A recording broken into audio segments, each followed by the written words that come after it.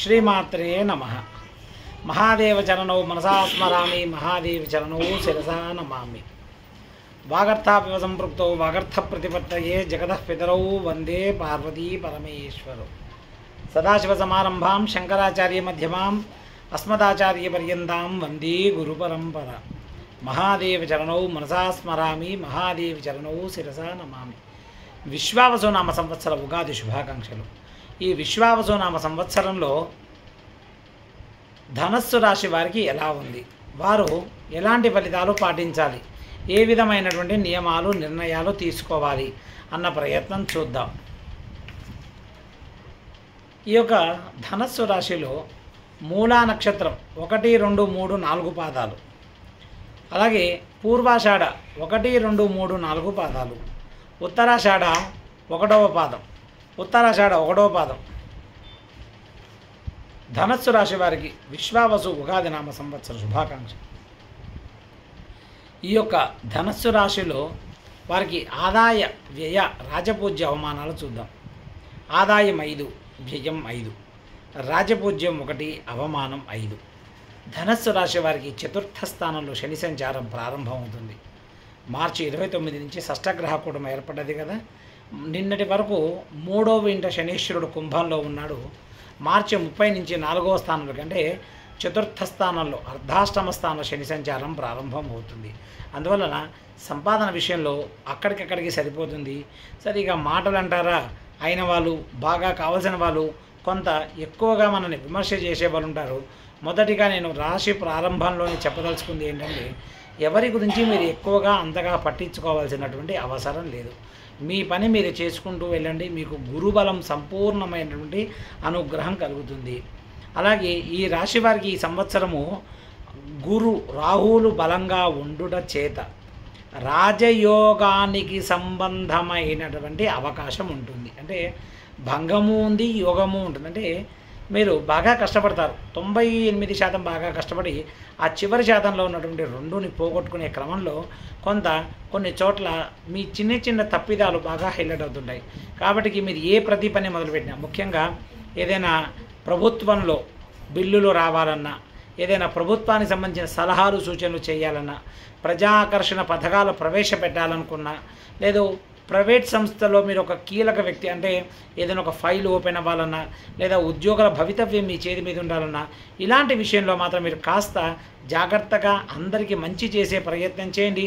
భగవంతుడు ఖచ్చితంగా మీకు మంచి చేసే ప్రయత్నం చేస్తాడు. గృహంలో మార్పులు కనిపిస్తున్నాయి. ముఖ్యంగా ధనుసు రాశి వరకు ఒక శుభవార్త ఏమంటే, గురుడు యోగకారకుడు అవ్వడం చేత, రాశికారకుడు కాబట్టి, చతుర్థకారకుడు కాబట్టి, యోగకారకుడు అవ్వడం చేత నూతన గృహానికి సంబంధమైనటువంటి అవకాశం కనిపిస్తుంది. గృహ మార్పులు కనిపిస్తున్నాయి. స్థానచలనం కూడా ఉంటుంది. ఎందుకంటే చతుర్థ స్థానంలో శనీశ్వరుడు ఉన్నాడు. అలాగే రాహు యొక్క కేతు యొక్క స్థితిని దృష్టిలో పెట్టుకొని, అలాగే రవి కుజుడు యొక్క స్థితిని కూడా దృష్టిలో పెట్టుకొని చెప్తుంటే స్థానచలనాలు కనిపిస్తున్నాయి. తీర్థయాత్రలు చేస్తుంటారు. ఆరోగ్య విషయంలో కనుక శ్రద్ధ లేకపోతే దీర్ఘకాల వ్యాధులు వచ్చేటువంటి అవకాశం ఉంది. కాబట్టి ఆరోగ్యాన్ని శ్రద్ధగా చూసుకునేటువంటి ప్రయత్నం చేయాలి. ఏ వృత్తిలో జీవించినప్పటికీ కూడా, ఏ వృత్తి చేసినది ఏదైనా కానివ్వండి, చిన్నది కానివ్వండి, పెద్దది కానివ్వండి, ఏ వృత్తి అయినా కూడా ఈ సంవత్సరం మీకు లాభదాయకంగా ఉంటుంది. అంటే ఇక్కడ శుభవ్యయం కూడా ఉంటుంది. అంటే ఇంట్లో పిల్లో లేకపోతే ఏదైనా ఇలాంటి శుభకార్యాలు కూడా చేస్తుంటారు. ఏ పని తలపెట్టినా కూడా ఆటంకాలు మొదట్లో ఏర్పడ్డప్పటికీ చివరికి వచ్చే వరకు, నవంబర్ నాటి వరకు ఏ పనైనా మీరు పూర్తి చేయగలుగుతారు. ఓవరాల్గా చూస్తే కనుక ధనుస్సు రాశి వారికి ఎక్కువ శాతం 80% ఈ సంవత్సరం బాగుంటుంది. చిన్న చిన్న మాట పట్టింపులకు పోకుండా, ఎవరో ఏదో అనుకుంటారని కాకుండా, మీకు నచ్చినట్టుగా ఏది ఆమోదయోగ్యమో అలాంటి నిర్ణయాలు తీసుకుంటే బాగుంటుంది. ఉద్యోగస్తులకు కూడా ఈ సంవత్సరం అనుకూలంగా ఉంటుంది. కేంద్ర రాష్ట్ర ప్రభుత్వాల మధ్య సంయమనంలో ఉండేటువంటి ఉద్యోగులు కొంతమంది ఉంటారు, ఐఏఎస్ ఐపీఎస్లు. ఈ సంవత్సరం మీకు స్థానచలనానికి కూడా అవకాశం ఉంటుంది. అలాగే మనోధైర్యంతో ముందుకు వెళుతుంటారు. ఉద్యోగంలో మంచి ప్రతిభ ఆధారంగా మీకు అవార్డులు రావడమే కాకుండా మంచి మంచి అవకాశాలు కూడా కనిపిస్తున్నాయి. మరొక కంపెనీకి మారే అవకాశం ఉంటుంది, లేదా రాష్ట్రానికి బదిలీ అయ్యే అవకాశం ఉంటుంది.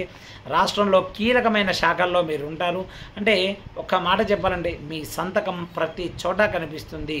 ప్రతి మార్కులో మీ యొక్క పేరు అంటే మీ యొక్క విధి విధానాలు అక్కడ కనిపిస్తుంటాయి. కాబట్టి నేను ఈ వీడియో ప్రారంభంలో చెప్పాను, ఏ నిర్ణయాలు తీసుకున్నా కాస్త ఆలోచించి తీసుకుంటే కనుక మీకు మంచి పేరు రావడమే కాకుండా ఫలానా వ్యక్తి మన కోసం అన్ని విధాలా కూడా కష్టపడ్డాడు అని చెప్పడానికి ఒక అవకాశం ఉంటుంది. ఇక ఈ సంవత్సరం కళాకారులకి మంచి అవకాశం కనిపిస్తుంది. మీరు వేసేటువంటి చిన్న పాత్ర అయినా పెద్ద పాత్ర అయినా ప్రజారంజకమైనటువంటి ప్రజా ఆమోదం యోగ్యమైనటువంటి పాత్రలు మీకు వస్తుంటాయి. రాజకీయ పరంగా చూస్తే ధనస్సు రాశి వారికి గురువు బాగుంటాడు కాబట్టి మంచి మంచి పనులు చేస్తుంటారు.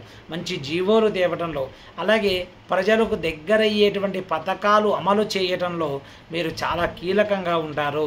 అలాగే ఇక్కడ బాగా గుర్తుపెట్టుకోవాలి, ప్రజలకు కానీ అలాగే దేవాలయాలకు కానీ లేదు ఏదైనా పెద్దలకి అంటే గోవులకు కానీ అట్లాంటి విషయంలో ఏదైనా కనుక మీరు కొంత మంచి సేవ చేసుకోగలిగితే, అంటే ఏదైనా ఆవుకు ఆహారం పెట్టడము అలాంటి విషయంలో కనుక మీరు కొంత సేవ చేయగలిగితే చాలా మంచి పేరు రావడమే కాకుండా మీకు మంచి అవకాశాలు కూడా ఉంటాయి.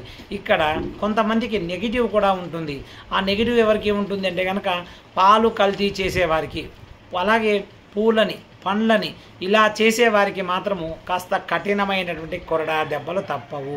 అలాగే అధిక మొత్తంలో సంపాదించి ఏవి ట్యాక్సులు కట్టకుండే వాళ్ళపైన ఏసీబీ దాడులు జరిగేటువంటి అవకాశం ఉంటుంది. వాళ్ళు అరెస్ట్ అయ్యేటువంటి అవకాశం కూడా కనిపిస్తుంది. అది రాజకీయ నాయకులైనా ఉన్నత ఉద్యోగులైనా ఎవరికైనా కూడా ఇది వర్తిస్తుంది. కళాకారులు కూడా ఇది వర్తిస్తుంది. ఇక విద్యార్థులు కూడా మంచి భవిష్యత్తు ఉంటుంది, పేరు ప్రఖ్యాతులు ఉంటాయి.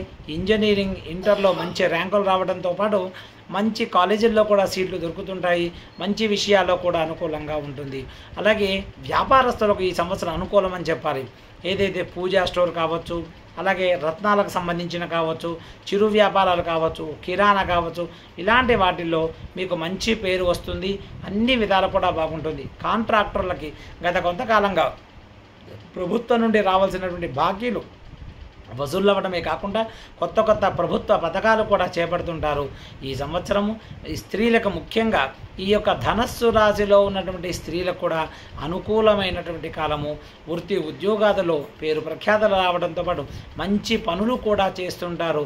ఈ సంవత్సరం వ్యవసాయదారులకు 2 పంటలు కూడా ఉంటాయి. అన్ని విధాలు కూడా బాగుంటుంది. వీలైనంత వరకు ఈ సంవత్సరం ధనస్సు రాశి వారు రాహుకేతువు, గురు, శనీశ్వర జపాలు చేయించండి. శనిత్రయోదశి నాడు ఏదైనా దగ్గరలో ఉన్నటువంటి శనీశ్వర దేవాలయానికి వెళ్ళి తైలాభిషేకం చేసుకోండి.